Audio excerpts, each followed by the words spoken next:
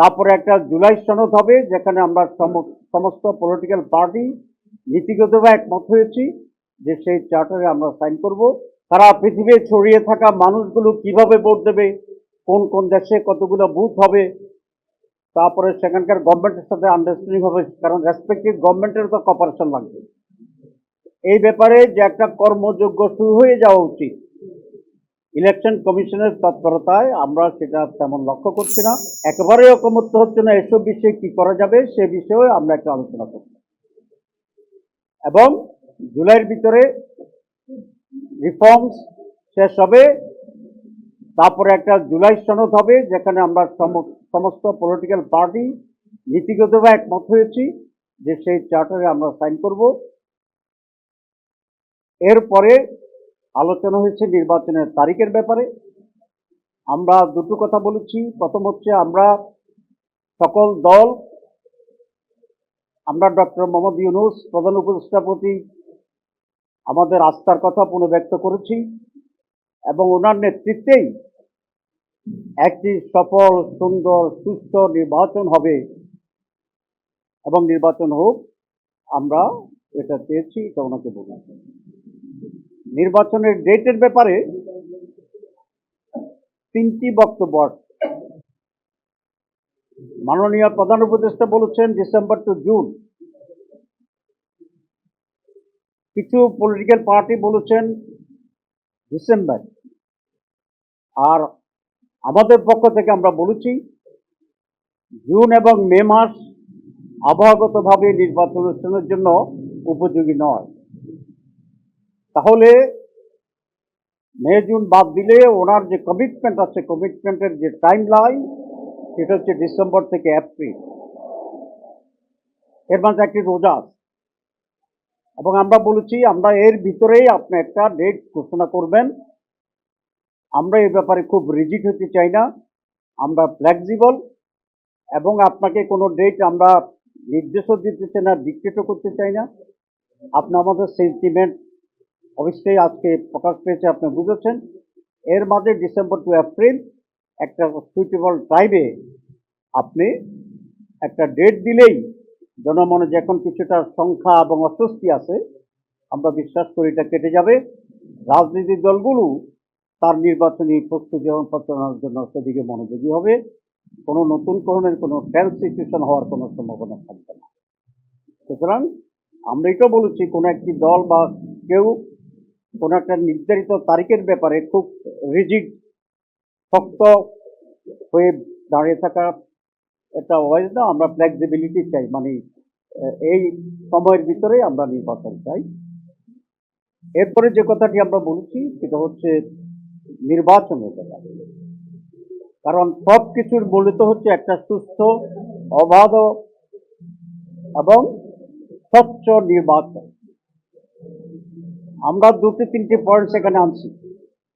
এক হচ্ছে নীতিগতভাবে আমরা সকলে একমত, ইনক্লুডিং দি গভর্নমেন্ট এবং ইলেকশন কমিশন, যে বাংলাদেশের বাইরে 11 মিলিয়ন, মানে 1,10,00,000 প্রবাসী আছে, যারা রিমিটেন্স দিয়ে এদেশের অর্থনীতিকে টিকে রেখেছেন। সুতরাং তাদেরকে ভোটে অংশগ্রহণ করার সুযোগ দিতে হবে, এবং নীতিবাহী ইলেকশন কমিশন এটা রাজি হয়েছে। এটা জামাত ইসলামের অন্যতম একটা প্রধান দাবি।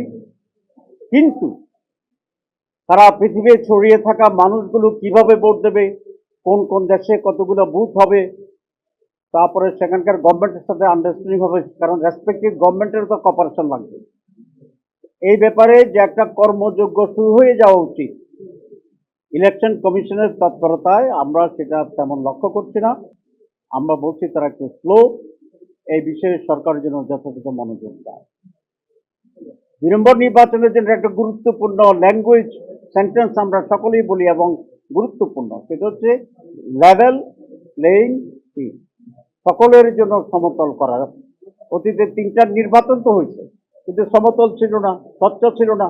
তো আর একটা এরকম প্রহসনমূলক নির্বাচন আমরা চাই না, এবং নির্বাচনকে গ্রহণযোগ্য, স্বচ্ছ করার জন্য যারা সংশ্লিষ্ট আছে নির্বাচনের সাথে, যেমন প্রশাসনিক লোকেরা আছেন সেক্রেটারিয়েটে, ডিসি এসপি সাহেবেরা আছেন, পিওনো ওসি আছেন, পোলিং প্রিসাইডিং অফিসার আছে, ইলেকশন চিফ ইলেকশন কমিশনের অফিস আছে, ল এনফোর্সিং অথরিটিজ আছে। সমস্ত জায়গায় যেন একটি স্বচ্ছতা নিয়ে আসে, আগে থেকে কাজ করে দ্রুতভাবে একটা লেভেল প্লেইং ফিল্ড যেন তৈরি হয় এবং সেরকম একটা উৎসব মুখর পার্টিসিপেটরি একটি নির্বাচন আমরা চাই। তার জন্য সরকারকে এই দুটি জায়গায় গুরুত্ব দিতে হবে। একটা হচ্ছে বিদেশি প্রবাসীদের ভোটের ব্যাপারে অ্যারেঞ্জমেন্ট, আর একটা হচ্ছে লেভেল প্লেইং ফিল্ড, সকলের জন্য সম অধিকারের যে জায়গাটি, এবং এটা নির্বাচনের অনেক আগেই করতে হবে যাতে নির্বাচনের ব্যাপারে কনফিডেন্স ফিরে আসে এবং তার ভিতরে আইনশৃঙ্খলা পরিস্থিতি আছে, সেটা বলেছি যে স্টেক হোল্ডার যারা আছে এই সব বিষয়ে যেন একটা উন্নত এবং বিশ্বস্ত আস্থার যে বিষয়টি আছে সেই বিষয়টি যেন পূর্বান্নে প্রতিষ্ঠিত করতে পারে। তাহলে মানুষের ভিতরে ডেট নিয়ে শঙ্কা কেটে যাবে এবং নির্বাচন যে সুস্থ হবে, নির্ভয়ে সকলে আনন্দের সাথে নির্বাচন গ্রহণ করতে পারবে। আজকে বাজেটও হয়েছে, তো আমরা তো আসলে এই মিটিংয়ে আমরা আজকের বাজেট যখন হচ্ছে তখন আমরা এই মিটিংয়ের ভিতরেই ছিলাম, সুতরাং সরাসরি বাজেট শুনে একটা মাইন্ড তৈরি করা ডিফিকাল্ট। তবু আমাদের কেন্দ্রীয় অফিস থেকে একটা ড্রাফট পাঠিয়েছে আমার কাছে। আমরা দুটো কথা বলতে চাই বাজেটের ব্যাপারে। প্রথম হচ্ছে আমরা ভালো করে পড়ে এক্সপার্টদেরকে দেখিয়ে আমরা একটা পরিপূর্ণ রিয়াকশন দেব কয়েকদিনের ভিতরে। আর প্রাথমিক রিয়াকশন যেটা আমাদের হচ্ছে সেটা হচ্ছে আগের বাজেটের গুলোর তুলনায় খুব বেশি ইমপ্রুভ করছে এটা আমাদের কাছে মনে হয়নি। তবে কোনো কোনো ক্ষেত্রে কিছুটা ডিফারেন্স আছে, যেমন বাড়তি বেহুদা খরচের ব্যাপারে, তারপরে বেশি অধিকতর ঘাটতি বাজেট সেটা, এগুলো এখানে একটু কম আছে। দ্রব্যমূল্যের ব্যাপারে যেটা বলেছেন মনে হয় দ্রব্যমূল্য স্থিতিশীল হয়তো বা থাকতে পারে, কিন্তু দ্রব্যমূল্য কমবে কি না সে বিষয়টা বাজেট স্পষ্ট নয়। এই হচ্ছে আমাদের প্রাথমিক কথা, কিন্তু আমরা ডিটেলস আমরা আলোচনা করে দেখে শুনে তারপরে আমরা বক্তব্য রাখবো।